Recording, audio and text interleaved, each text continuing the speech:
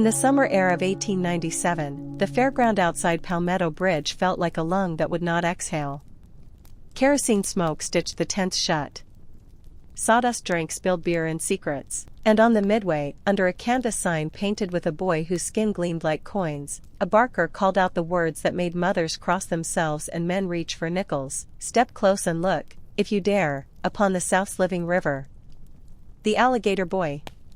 Before we lift that tent flap, do one thing for me. If stories like this, stories buried by shame, by money, by the polite silence of courthouse men, matter to you, subscribe and ring that bell. Tell us where you're watching from. Because this one the South tried to forget. They called him the Alligator Boy so folks could hold their fear at arm's length. His given name was Micah LaRue, born the winter the river froze at the edges, and the doctor told Micah's mother in a whisper that sounded like a sin, "It's a condition." The whisper traveled faster than a sermon. Skin that cracked in diamond patterns like drought on a pond. Eyelids that blinked slow, as if counting to something.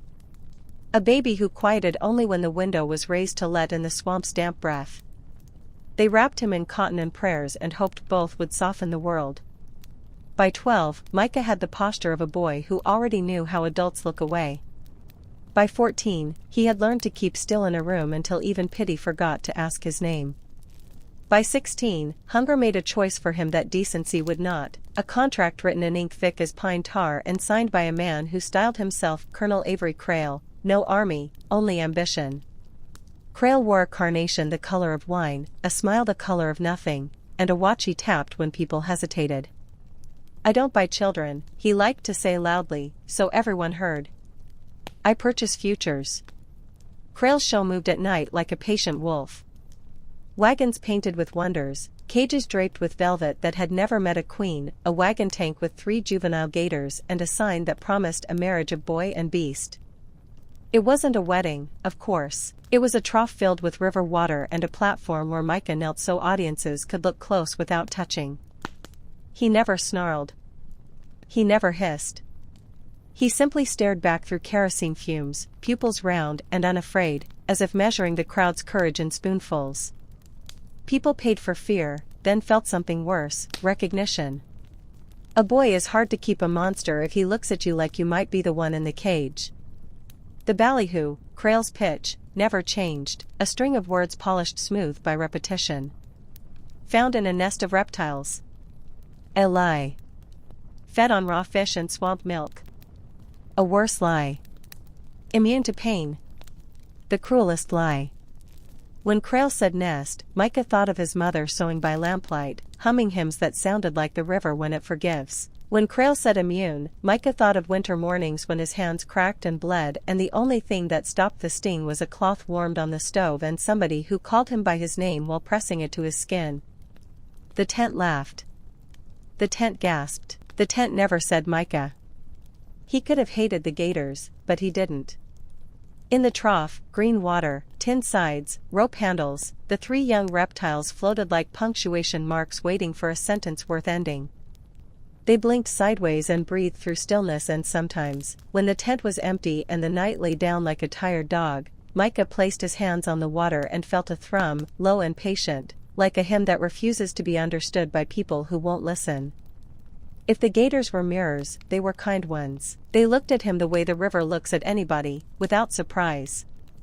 The show learned to use the town's sins. In Palmetto Bridge, the sheriff came early and paid for a private viewing, then told Crail the ministers would not bless such carnal exhibits. The next night, the ministers stood at the back of the tent, hats in hands, eyes wide, faces tilted toward heaven in public while their feet kept them rooted to earth. In the 3rd row, a little girl in a calico dress whispered, "Is he cold?" and her mother said, "Hush," and Micah swallowed the answer he wanted to give, "Only when people pretend they can't hear me." Crail added cruelty like spice when the crowd seemed bored. A pinprick here. A command to show the scales there. Not gory, just enough to make strangers feel brave about their tickets. Micah learned to make a stillness so exact it felt like defiance.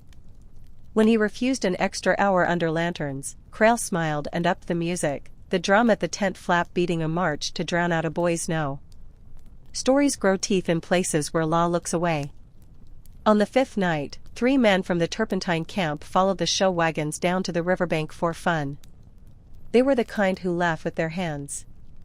Krail encouraged them, "Look at our marvel by moonlight, because moonlight sells better than morning." The river rose because rivers do that when men think they are in charge. Micah stood at the edge and listened to a sound no one else heard, a dull bell deep under the black water, tolling once, then twice, then once again off-beat, the way swamp things keep time with their own, not ours. The gators in the wagon tank went still as scripture. The 3 men did not come back before dawn. The sheriff said whiskey. The minister said mystery. Krail said opportunity. Micah said nothing.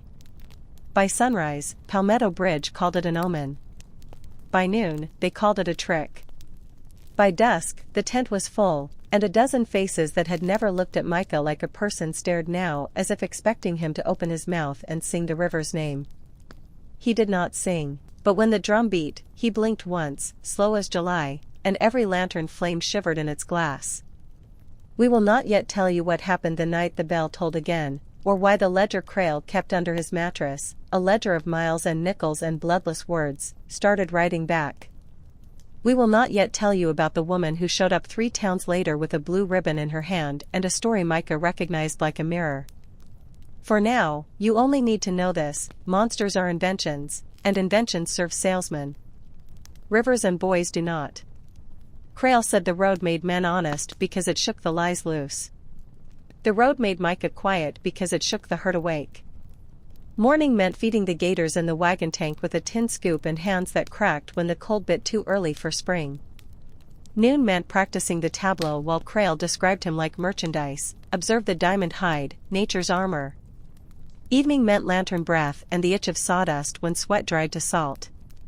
The show slept where towns allowed, beside rail spurs and cotton gins, behind churches that pretended not to count the coins they slipped to see what they condemned. There was a story the roustabouts passed down with the coffee tin: somewhere under the Coombs Black Bend lay a bell.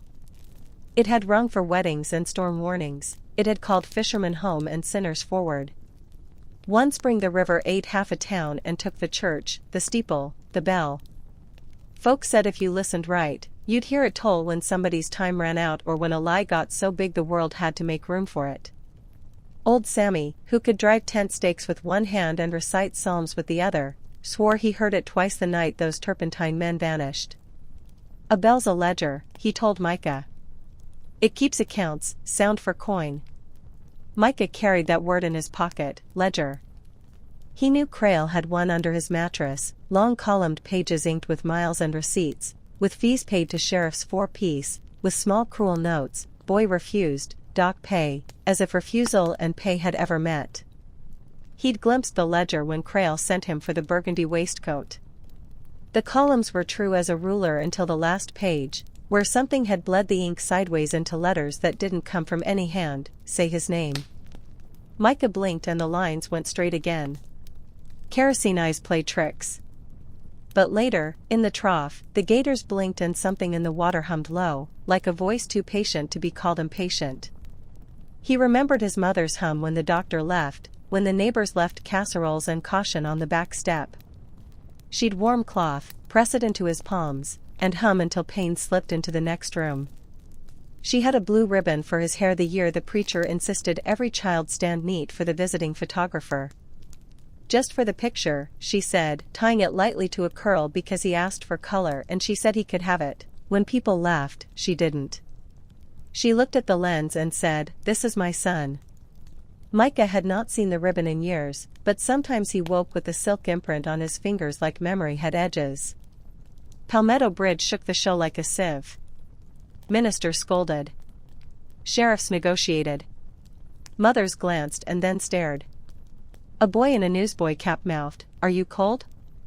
Micah mouthed back, only when they clapped for the wrong things. Krail added moonlit viewing for an extra nickel. The river rose.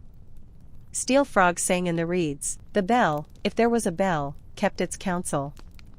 On the 6th night, a seamstress named Tilda arrived with a crate of mended banners and a tin of salve that smelled like pine and bee.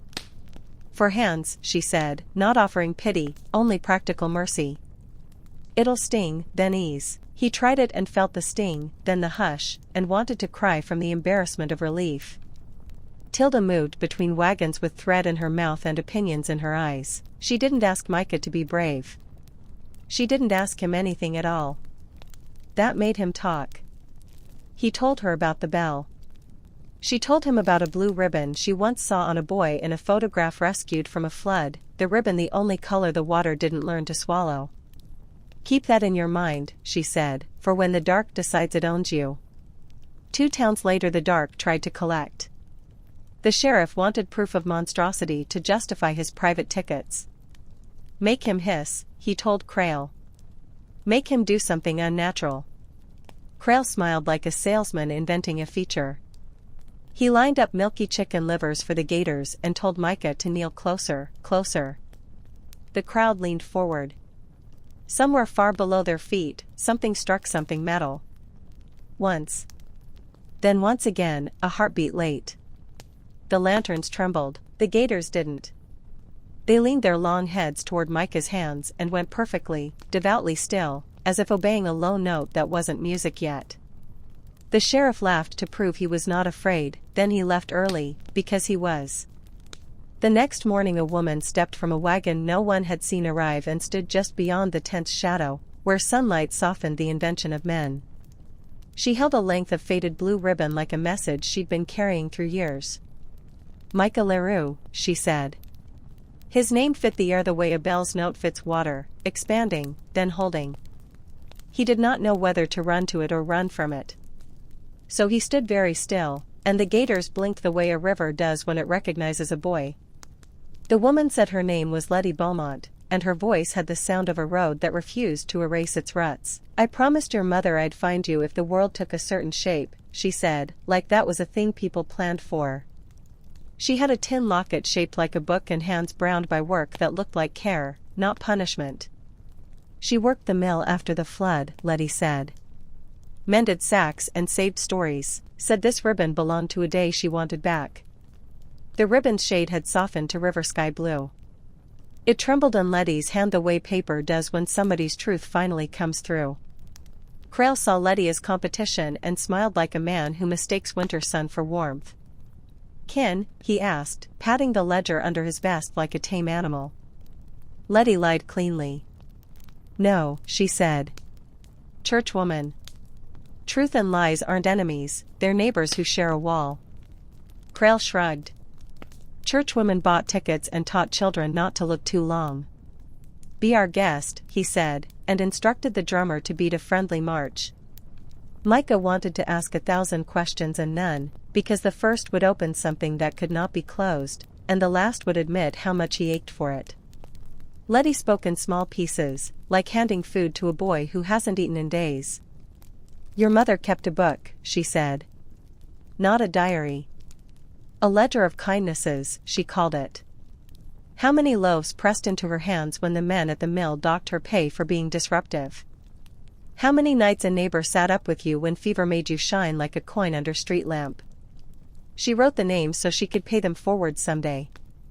When she died, she gave me a page with one debt left on it, find my boy and call him by his name. A storm brewed from the kind of heat that makes animals find low ground. The showmen triple-knotted guy lines and hammered stakes like they were arguing with the earth. The drumline on the midway matched the sky. Crail smelled sails. Holidays come and go, he told the troop, but storms bring in the curious. He hung a sign on the canvas, floodlight feature. The lanterns never liked arrogance, they sputtered in their glass. Inside the tent the air went woolen and heavy. People pressed together, merchants and mill hands, women with catalog dresses and boys with wooden pistols. The drumbeat rolled like thunder and then thunder corrected the drum, and somebody laughed to show their bravery. Crail began the patter, born in the swamp, immune to pain, and the storm bared its teeth. Micah knelt on the platform. The trough water lifted one slow inch as barometer and bell found their tune. Letty stood near the back, near Tilda, who threaded a needle that did not need threading to keep her hands from breaking into a prayer.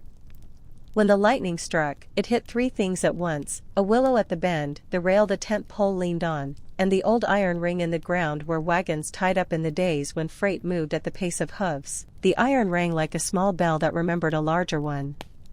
The crowd hushed. The gator's eyes went gold in the flicker, then steady, then soft.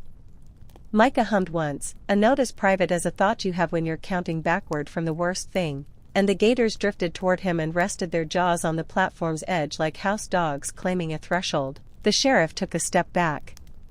The ministers took a breath they would later call righteous. Crail took a bow he had not earned. "Behold," he cried, and the storm extinguished 3 lanterns to correct the record.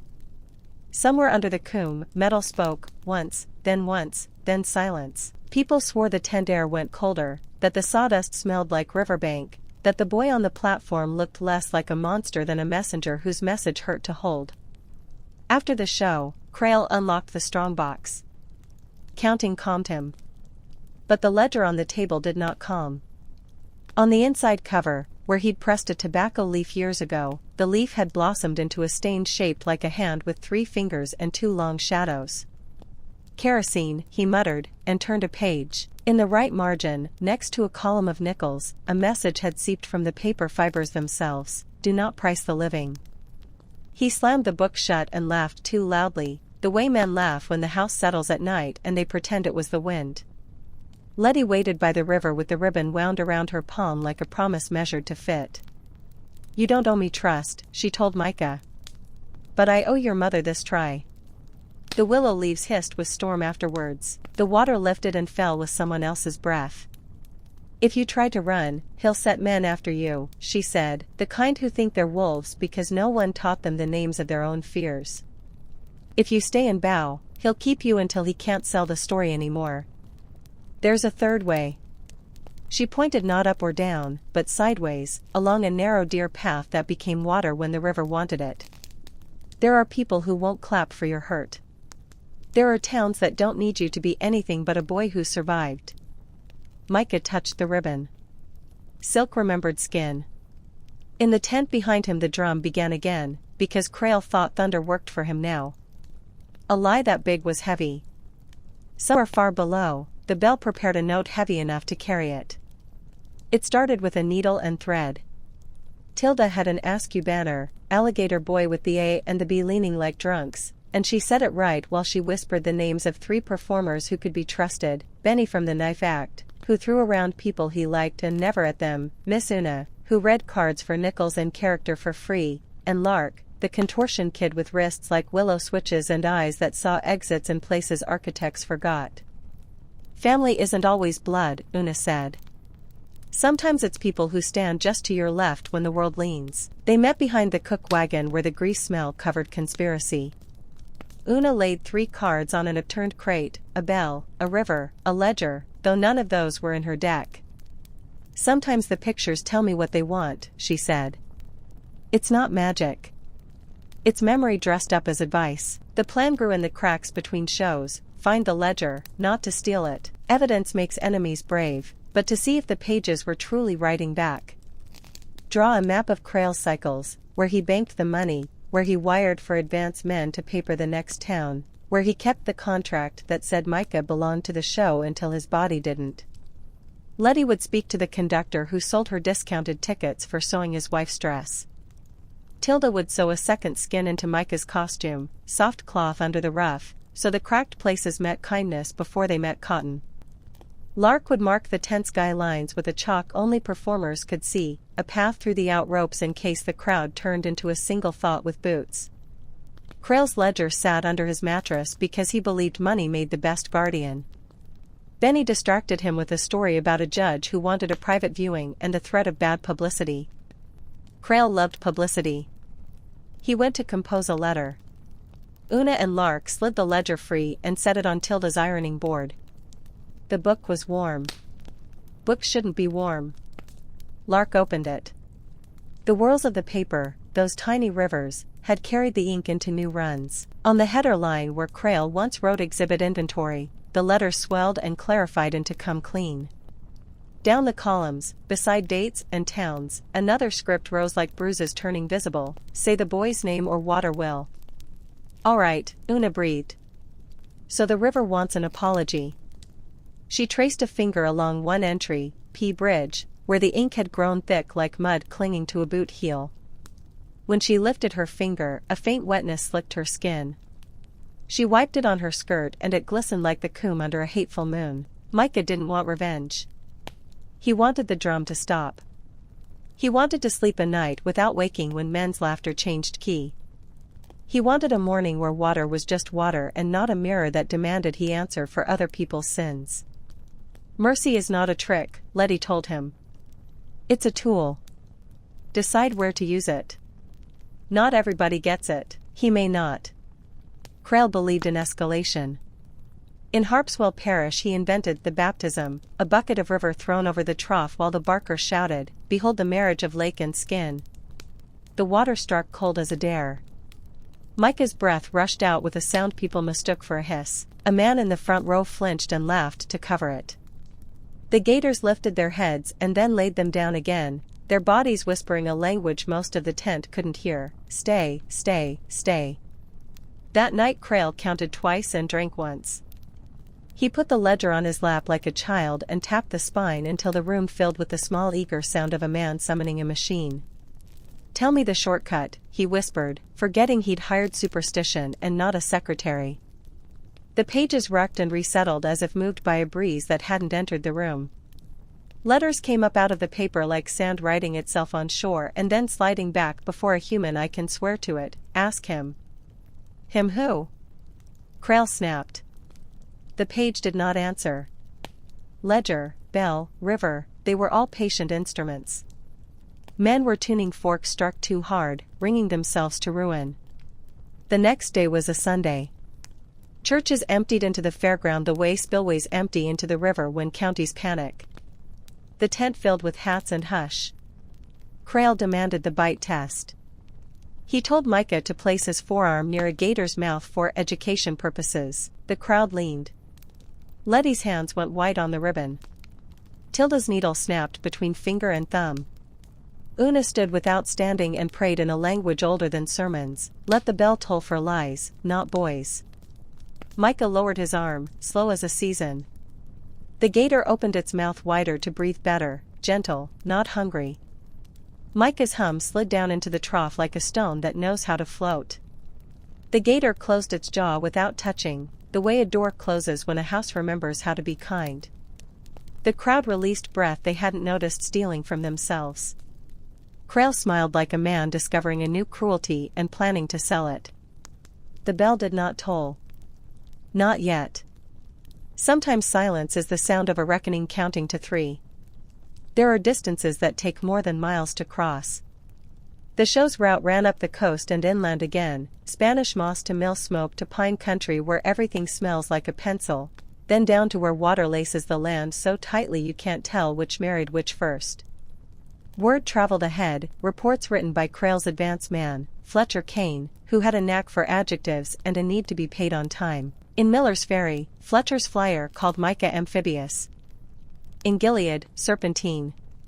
In Nightjar, proof that God allows variety to test the faithful. Micah learned to hear himself described like whether you could charge admission for. Nightjar nearly swallowed them. A cotton gin fire the year before had turned the town's dreams to smoke. That kind of grief pays for distraction and punishes it. The tent filled with people whose faces did not match their hands' applause. In the second row sat a boy no older than Micah had been when the blue ribbon made the neighbors whisper. The boy stared like hunger. Not for food. For proof that the world includes someone who looks back. Micah met his eyes and nodded the smallest nod. The boy straightened as if someone had eased the weight on his chest by a finger's width. Sometimes a nod is a bridge. After the show the sheriff took Crail aside.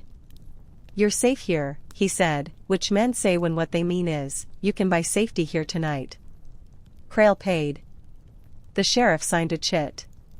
Ledger columns don't record the way stomachs turn over when the word safe is sold like meat. Micah found a sliver of night to himself down by the cypress knees. Letty stood a respectful space away. I want to leave, he said, speaking the sentence as if asking the river to hold it. And I want to do it without setting the world on fire. Letty nodded. Then we'll move like water through roots, she said. Slow until it isn't. Quiet until it can't be. She set the blue ribbon in his palm. Tie it on your wrist under the cloth. When you feel yourself forgetting your name, touch it. The ledger grew bolder. Tilda opened it to slip in a page about wages and found a list that had never existed, boys who were named in time. She knew none of the names, she knew all of the stories. Below the list, men who wore other men's sins like suits they believed would last. Only one name there, Avery Crail. That's not right, Tilda said to no one. Sins don't fit forever. The column beside Crail's name was blank. Space for what comes due. Fletcher Kane began to drink his adjectives. He told Crail that the knife act earned more honest gasps. He told Crail that the novelty is fading. Crail looked at Micah the way a butcher looks at a bone, calculating angles. We'll have a feeding, he decided. A proper one. Chicken livers are for towns with pamphlets. Nightjar needs blood. Benny said, no, not loud. Not soft. Just enough to make a new sound in the camp, a sound that meant boundary. You work for me, Crail said. No, Benny repeated, louder now, and Una stood at his shoulder like a second spine. We work until we don't, she said. And we don't when the thing you're asking sells more than tickets. Crail laughed like a hinge rusting. You all think you're a family, he said. Your inventory I taught to speak. The ledger, under his palm, warmed. He snatched his hand back as if burned and told himself the sting was guilt's cheap trick. Guilt is not cheap. It is the most expensive thing a man can steal and the only currency rivers accept. That night, a little after midnight, the bell tolled twice, 1, 2, and then, a long time later, once more, as if correcting the math of the day. The camp dogs lifted their heads and did not bark. The gators in the wagon tank slid into perfect stillness with their eyes to the west, like compass needles surrendering to a truer north. Micah slept with the ribbon looped loose around his wrist and dreamed of a ledger page turning itself without hands. On it, walk when water walks. He woke before dawn with the taste of iron in his mouth and the word soon on his tongue. Soon arrived with sunshine pretending not to know storms. Crail staged the feeding anyway, not the cruelty he'd planned. Benny and Una and Tilda and even Fletcher, sober for once, blocked that, but a version gentled by Micah's hum and the gators' patience. The crowd still paid. They always do. People like to see what they fear and then walk away believing fear is smaller than their steps. Micah's hum rode a circle in the air. Inside it, nothing had to bite to prove it had teeth. After the show, a boy from the second row waited by the rope line with a penny and a question. Does it hurt? He asked, eyes not dropping. When they look? Micah considered the honest answer. Not if someone says my name first, he said. The boy nodded as if he had been given a recipe rather than a miracle. He said, Tom, tapping his own chest, and then, surprising both of them, the mothers behind him and the sheriff at the flap and even the river maybe, he said, Micah, back at Micah, soft, correct, like lifting a weight with two hands so it doesn't scrape the floor. The bell did not toll.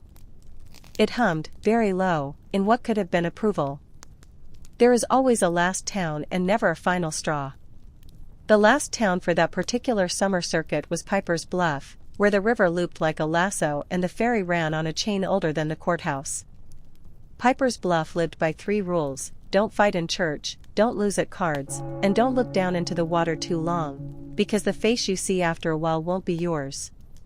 They posted flyers for the show on cypress trunks, and boys with slingshots used them for target practice. The tent went up in a lot that smelled like molasses because somebody had spilled a barrel a decade before and sweetness refuses to leave once it finds a place to sit. Letty found work in Piper's Bluff in a boarding house that pretended not to notice the show folk, then sent leftover biscuits anyway. She passed a note to Micah in a bag of biscuits as if it were only the inevitable flour and fat. The note read, tomorrow, afternoon loading, hob line, blue ribbon. Micah touched his wrist, felt silk, and breathed like he was learning it for the first time. Crail felt something too. Not intuition, a talent he'd sold to pay for a suit, but inventory awareness, the way a store owner senses when a thing that draws customers to the window might walk out under its own power. He told Fletcher to watch the line. He told the sheriff the boy might run. He told himself that the ledger was just a book and the bell was just a story, and then he opened the ledger to calm down and found a new line at the bottom of the page: "Bring your ledger when you come." Crail snapped it shut and locked it in the strongbox with a sound like a door trying not to slam. At loading the next afternoon, the show became a flurry of ropes and routine chaos. Lark chalked 2 tent stakes with an X only Micah would notice. Una dropped a deck of cards where the sheriff would stoop to help, so he'd miss the moment Micah stepped between 2 wagons and then between 2 trees and then into a thin seam of shade that widened only for boys who walked at water's pace. Tilda placed the salve tin, the blue ribbon, and a small wrapped roll of coins in the pocket she'd sewn beneath Micah's shirt, a second pocket where a heart would hide if it wanted, she said. Benny lifted a crate and set it down too hard so the gator sloshed and the sheriff turned to scold, and in that breath Micah slid into the seam and became part of the place. He made it as far as the willow when a voice he knew too well called his name in the old wrong way, "Boy." And the seam closed. Crail stepped into the shade with a pistol he did not often carry and the ledger he always did. "I do not buy children," he said automatically, "lie first like grace before a meal, I purchase futures," Micah finished, not giving the lie the dignity of its last word. "You don't own mine." Crail lifted the pistol. "You think a river will save you?" he asked, throat raw with the effort not to sound afraid. "You think a bell that drowned will ring you safe?" He tapped the ledger. "I have numbers. Numbers are louder than bells." The willow bent toward the water the way people do when a grief is about to speak and they decide to sit for it. Micah lifted his hands, palms out, ribbon bright for a second then hidden again. "You could put that down," he said. "You could be the man you tell yourself you are when you drink alone. You could stop counting and start naming." Crail's finger tightened. The pistol clicked. The hammer stopped at a grit of sand that had lodged in the mechanism the day those 3 men went missing and never quite rinsed out. The bell tolled once, not loud, but close. Crail flinched, not at the sound, but at the part of himself that recognized it. "You don't get to leave me," he said, the sentence of a man who doesn't know love from ownership. He swung the pistol like a club. Micah took the blow on his shoulder and went down into the shallow edge of the river, into water warm as breath. The ledger slipped from Crail's arm to the mud.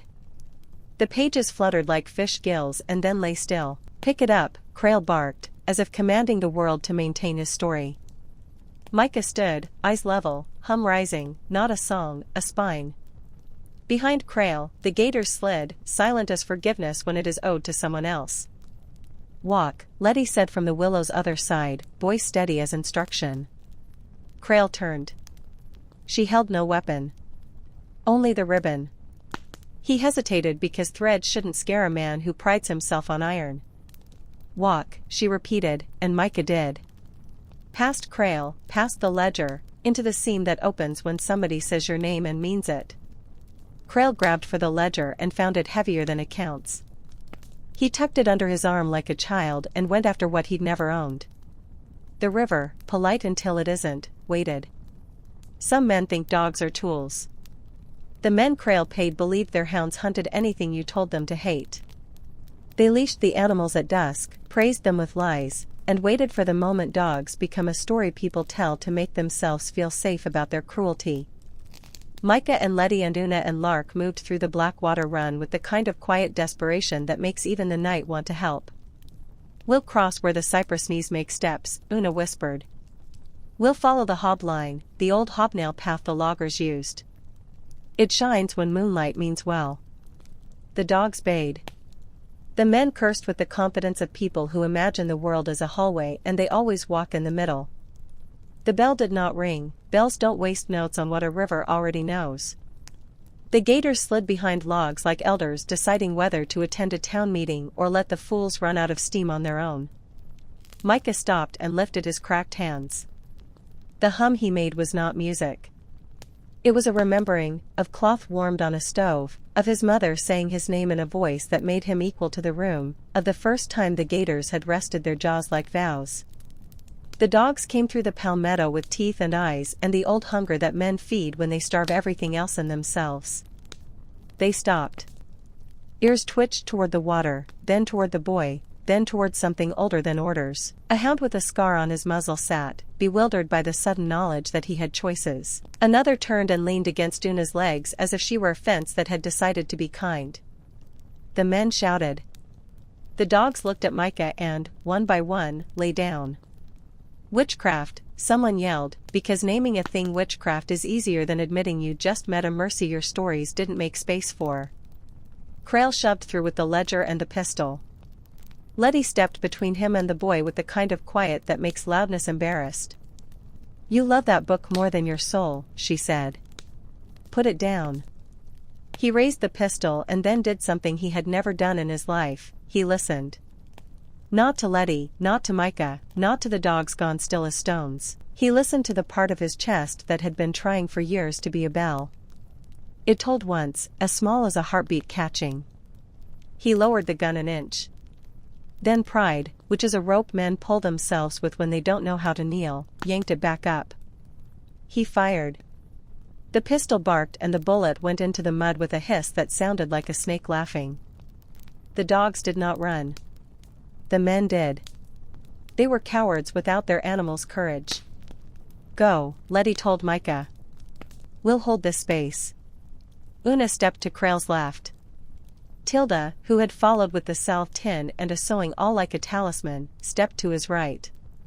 Benny came from behind with nothing but a look that said, not for long. Micah slid into the hob line and became a shadow walking like water, the ribbon snug under cloth, the hum a thread he could follow back to himself if lost. The dogs rose and fell in beside him, not hunting, just moving in the same direction the world owed.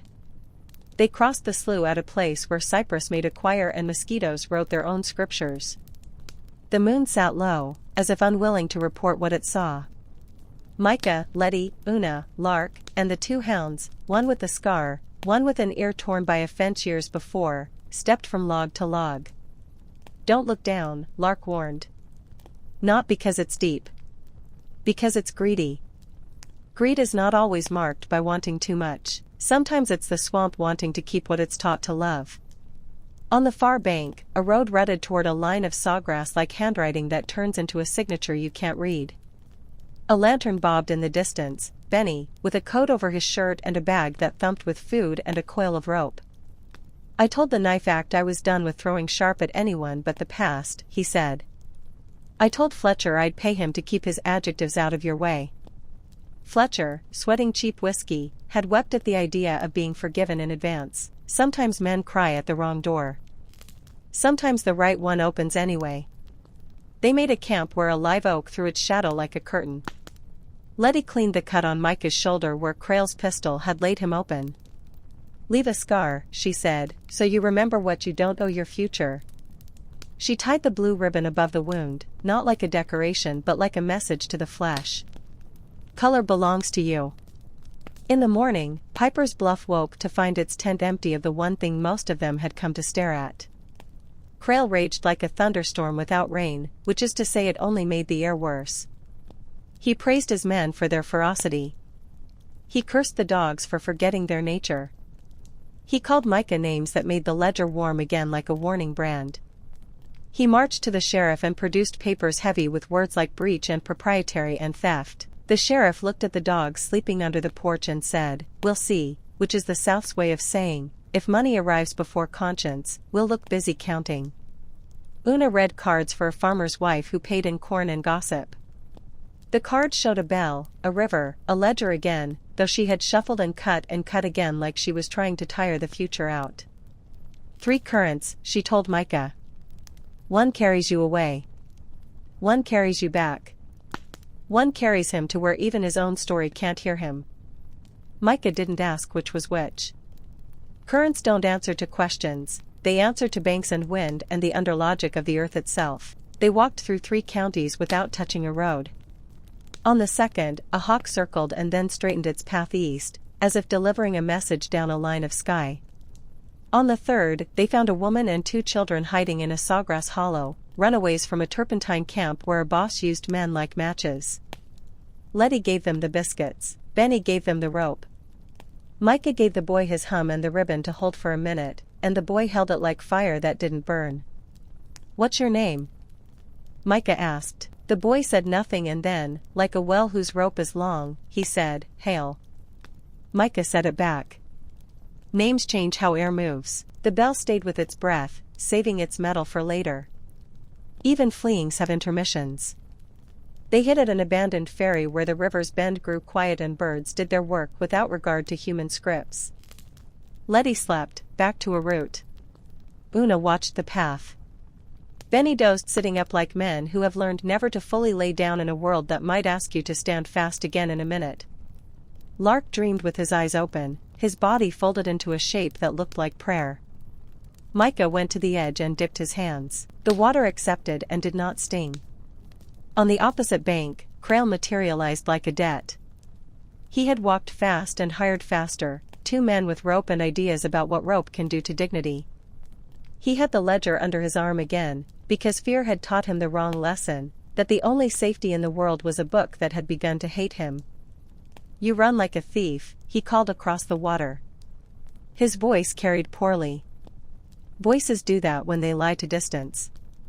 "Come back and I'll forget this. I'll make you a partner. We'll print posters with your name." He stopped because the ledger writhed, just once, like a fish objecting to being kept. He swore, lifted it, and hugged it close. A ridiculous tenderness, like a man trying to comfort a wolf he insists is a lapdog. "You can come without him," Letty called to the hired men. "You can lay down the rope." One laughed in a way that meant he wanted to. The other laughed to keep him from doing it. Krail pointed to the hounds. "Traitors," he said, which is what men call loyalty when it faces another direction. The scarred hound sighed and put his head on Micah's knee. Krail could not cross without the ferry. The ferry rope had rotted. He looked at the water and calculated. "We build a raft," he told the men. "We float." The river would have smiled if it were petty. It was not. It was patient. It waited while men found tools without skill. It waited while they lashed together a platform from boards whose memories were louder than nails. It waited while Krail placed the ledger in the center of the raft like an altar he'd confused for a god. Micah felt the bell note before he heard it, the way you feel someone say your name in a crowd even when their mouth doesn't move. Once. Then once, offbeat. No, he said to himself, to the gators, to the men across the water, to the ledger that deserved better paper. Not this way. He hummed the way you calm a skittish horse, low, certain, a promise and a boundary rubbed together until they warm. The gators lifted their heads and then swam, not toward the raft, not toward the bank, toward a wide place where current is kind. Krail saw the movement and confused restraint with invitation. He shoved the raft. It caught, then slid, then spun, then decided it had loyalty to heavier things than men's desire. In the middle it paused, balanced between directions. Krail took one step too many toward the ledger and the raft made its decision without malice. It tipped like a coin remembering gravity. The ledger went into the water first. Krail went after it because men chase what will drown them when they'd mistaken possession for identity. The hired men stood on the bank with rope and a sudden conviction that the river had ideas about them too. "Help!" Krail shouted, and the word came out like a boy begging not to be called by the wrong name again. The ledger sank because paper and ink understand humility when water teaches. Krail thrashed and found nothing to hold. Micah stepped to the edge, gauging distance, pride, mercy, the price of each. He dove. He reached Krail and did what a decent future does for the past when it can. He turned him toward air and pushed. Krail coughed and clawed and kicked free, frantic to prove to the river he could still own his next breath. Micah surfaced beside the ledger, which wavered in the water's eye like a thing considering. His hand touched the cover. The letters blurred and then sharpened, not numbers, not commands, names. He pushed the book toward shore, where it drifted into reeds and lay, heavy as penance. He swam for the bank and felt a hand on his ankle that he did not kick because he knew it wasn't human. The scarred hound had followed and mouthed his trouser cuff like fabric matters. All right, Micah said, and the dog released with a dignity men rarely earn.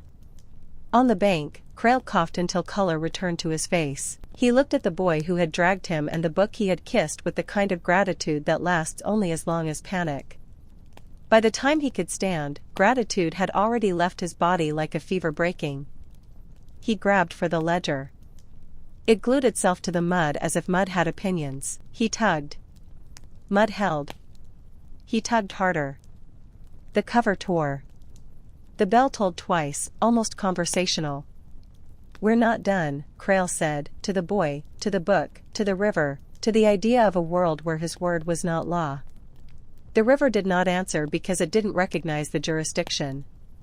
They moved east. Word runs ahead of men in places where gossip is a crop.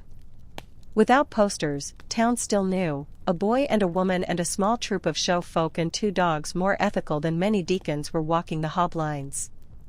Some doors closed. Some opened. A black fisherman named Amos rowed them across a backwater in a skiff that had known mourning and laughter in equal measure. The river ain't magic, he said, it's math. It adds and adds until you pay. I hear a bell under it sometimes. That's not imagination. That's interest. He refused their coins and accepted a ribbon half an inch long, blue as a bruise healing. I'll tie it on my oar, he said. Remind me to call people by their name. They slept one night in a church that smelled like turpentine and hymnals. Lark taught the scarred hound to lay down on command. The unscarred one already knew. Una laid cards and for the first time in weeks saw a picture she did not recognize, a tent lit from inside by daylight, no lanterns, no drum. She didn't tell Micah. She told Letty, who held the blue ribbon so it wouldn't shake. We are carrying him toward the middle of the story he deserves, Una said. But the ending still wants a bell. Krail chased, not because the law forced him, but because the ledger had left a shape in his arms he could not forgive. He wrote to sheriffs, to preachers, to a cousin who ran a newspaper that printed stories like threats. Kidnapped, he wrote. Stolen property. The cousin set type with words that walked like respectable men and meant like wolves. In 3 towns, deputies waited. In 2, they drank at noon and forgot. In 1, Hollow Ridge, they did not. Hollow Ridge had a courthouse that looked like a schoolmaster and a gallows that looked like a sermon. The deputies asked what men always ask when power wants to put on its good hat, papers? Letty handed them a page from the ledger, the one that said do not price the living, which Tilda had ripped the night Krail swung the pistol. The deputy couldn't read river script. He laughed. Cute, he said, and reached for Micah. The scarred hound stepped between them and set his teeth where a man's certainty meets tendon. He did not bite. He rested his jaw like a promise. The deputy withdrew his hand because he liked it attached. You can't keep him, he tried again, flailing for the shape of a law that would hold his want. We're not keeping, Letty said. We're returning. She said it in a voice that made the word property embarrassed to have ever been invited to the conversation. The judge, summoned from the back room, listened with one ear, then both, then with whatever organ it is in a human that still changes. He asked Micah one question, do you know your name? Micah answered. The judge nodded like a man who had just paid something small off a very old bill. He rapped his gavel once, a tiny bell, and wrote on a scrap, release, no claim. Krail arrived 10 minutes late with a speech. He found only the echo of his own authority in an empty room and a dog asleep where his shout would have landed. They could have kept walking. Many do. The world is large for people willing to step off the map. But stories circle back to the place where they were first drawn wrong. Piper's Bluff still had a ferry rope like a rib across the river's chest. The town still had boys with slingshots and mothers with spare biscuits they pretended they didn't bake for rescue. The tent ground, empty now, had sprouted weeds that leaned toward water as if rehearsing apology. Letty said, we should show them the true show. Una agreed. No drummer, she said. No barker. No prices. Benny grinned at the sacrilege. Tilda stitched a sign by daylight that said only, Micah. She spelled it wrong at first, then unpicked and rewrote, Micah, come say his name. She hung it on the old iron ring in the ground. People came because curiosity is a crop too. They gathered by the river's edge. Amos brought his skiff. The judge from Hollow Ridge arrived by chance or on purpose. You never know with men who pretend they don't listen to bells. Children fidgeted. The scarred hound lay down in the path like a doormat with opinions. Micah stepped forward with the blue ribbon visible on his wrist. He did not kneel. He did not hiss. He did not perform. He said, my name is Micah Leroux, and the river took the sentence and flattened it and sent it back, which is what good waters do with truth. Mother said it back. Micah. Father said it like practice. Micah. The boy from Nightjar, Tom, was there because Una had sent word and boys know how to follow a fence line between counties better than maps do. He said, Micah, like ownership had never been invented. The bell tolled, not from under the water, unless it did and everybody heard it in their chest instead, but from the judge's pocket, where his watch struck noon and found it agreed with something older. Crail watched from the trees, not close, because shame hates crowds, but not far, because outrage loves them. He clutched the torn ledger cover. He had brought a bottle and a match. He wanted flame where names were being said. You don't get forgiveness, he whispered to a boy who wasn't listening. He dropped the match. It guttered in the damp grass and went out. The river had rained the night before. Mercy does that sometimes, arrives the day before a man means to sin. Crail stepped forward anyway because compulsion is stronger than kind weather. This is theft, he shouted, performing for a law that was busy learning something else. This is a mob. He stopped because his words hit a wall made entirely of people looking and not looking away. There was no tent to echo him, no drum to make his smallness sound big. He raised the ledger cover like a shield. The judge said, a man can be wrong and still be a man, and Crail flinched because the sentence contained an exit he didn't know how to take. Walk away, Letty told him, not softly, not hard. The show's over. He stood there, a man without a page to stand on. He could have. He did not. He turned to go and kicked something he did not see, the old iron ring in the ground.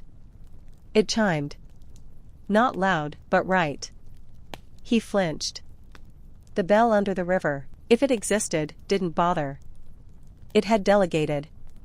On the far bend, thunder built a case. The sky went the color of pewter and then the color of salt before rain. People know when to scatter.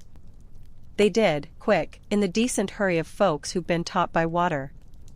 Micah stayed. Letty stayed because mothers and promises share a spine. Una stayed because she liked to hear what storms say when crowds leave. Benny stayed because somebody needed to take down the sign and fold it like respect. The dog stayed because dogs do. Crail didn't leave. He walked to the ferry lip where logs slick as sermons wait to teach balance. You can't be without me, he told the boy. He held up the ledger cover as if it still contained laws he could live under. You were no one until I wrote you down. Micah took one step so his feet felt the edge and said, you wrote me wrong. The first bell note came with the first fat drops. Plunk, on leaf, on hat brim, on the torn ledger cover. The second came on the ferry rope, a low thrumming that made the air feel like a skin you could hear through. The third came later. Bells love thirds, they resolve. The gator surfaced, eyes at waterline, respectful as ushers. The storm leaned. The river lifted without hurry. Crail reached, the way men reach when what's leaving them is actually themselves. He grabbed for Micah's sleeve and got ribbon instead. Silk slid, impossible to hold with a fist. He stumbled. The ledger cover dropped and landed ink-side down in the mud, where the word names blurred for a second and then sharpened into what it had always meant. Crail went to his knees and water up to his shins and decided to make one last purchase. I'll buy your forgiveness, he said, not understanding the currency. Oh. The third bell note cut him off, not rudely, just with better timing. It wasn't louder. It was lower. It vibrated the ferry rope, the iron ring in the ground, the live oak root, and the part of a human jaw that remembers childhood promises. Crail looked up and saw his reflection not in the river but in the eyes of two gators who did not want him, did not hate him, simply refused to be his mirror. That refusal unmade something he had been sure of since he learned to sell tickets to himself. The raft he'd built earlier sat snagged in reeds downstream, a reminder of the way men mistake invention for salvation. It broke free at the exact wrong moment and bumped the ferry lip. Crail reached and slipped, not far, not dramatic, no audience, no drum. He went into water that rose to his chest and found it colder than pride allowed. He grabbed the raft, clung, and, for a moment so brief it could be a mercy, looked at Micah like a man looking at his last true thing. "Say my name," he begged. It was the first honest line he'd spoken in months. Micah could have. He didn't.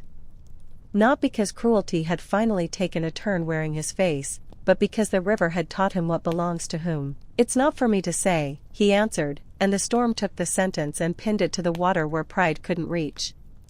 Crail's hired men shouted from the bank. The raft drifted to the far side, where low branches held it long enough for a man to crawl out. He did. He lived. The river is not a gallows. It's a ledger.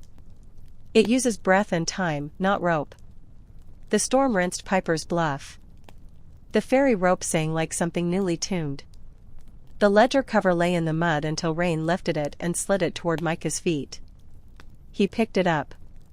The ink had not run. The word names had grown additional letters around it like a wreath. "Say them."